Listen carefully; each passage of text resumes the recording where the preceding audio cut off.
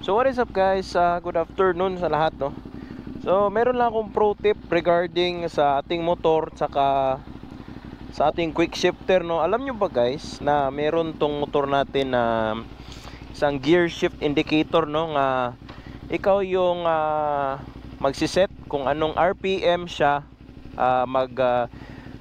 magpa-flash dyan na magsi-shift ka na dapat no. So yun, kagandahan nito is ang sasabay siya kung ano yung sinet mo sa inyong quick shifter no. Kagaya dito, asan ba yun? Options. Sensya na sa color kasi hindi pa yan yung bago kong TFT eh. So overspeed alarm, mag-a-alarm yan siya pag sa certain speed. Ikaw rin yung magsiset. Ito, gear change reminder no, reminder lang yan. O yan. So niset ko na siya around 5,500 RPM guys. So yan yung ideal shifting RPM para sa shifter ko no. Sinet ko sa module ko, andyan ko nilagay. Kasi yung dati nasa around 6,500 yun eh, napakataas no. So yan, titestingin natin mamaya pag ano yung itsura niya dyan pag lumampas na ng 5,500 no. So yan yung indicator guys na ready for shifting na yung ating quick shifter no. So titestingin natin dito sa lugar namin no. Yan, yan di ba? Undershift ko siya ginawa sa second gear yun, kumadjud. So yan yung nangyayari pag undershift ka ng RPM no. Kasi guys, yung quick shifter natin hindi po totoo na hindi gagana sa low RPM. Gagana siya, kaso lang hindi tugma yung RPM o yung millisecond na kinakat ng module yung spark no. So yan, ito guys, testing natin 5,000 pa. O yan, kita nyo yung arrow dyan, arrow, yan, may lalabas na arrow na dapat i-shift mo na. Yan, smooth siya pag ganun guys, pag nasa 5,000 RPM no. Hindi ako makapangking, umaambon na. So yan guys, yan yung isang pro tip ko sa mga CF Moto users dyan no.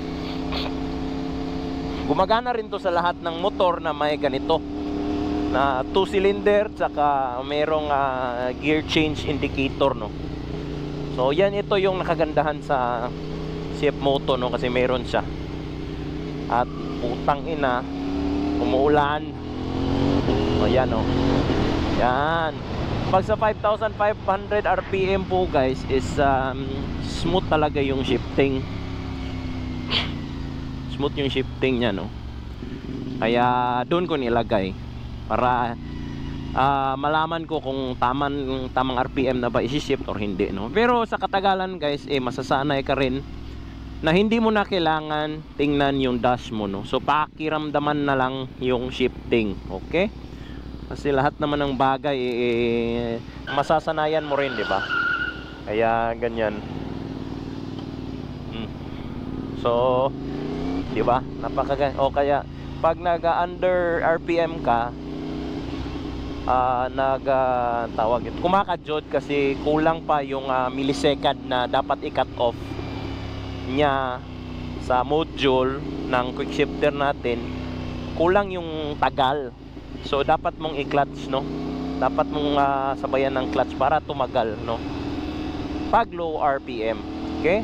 Pero pag lumagpas na ng 5,500 RPM is yun na tong nagsisimula yung smooth quick shifts ng ating motor at ng ating quick shifter no.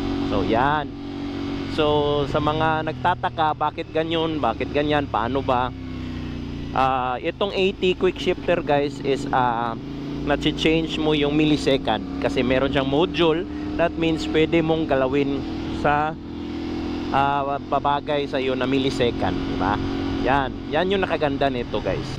Pwede rin to sa lahat ng mga 2-cylinder bikes, okay? So yun lang guys ang ating pro tip kasi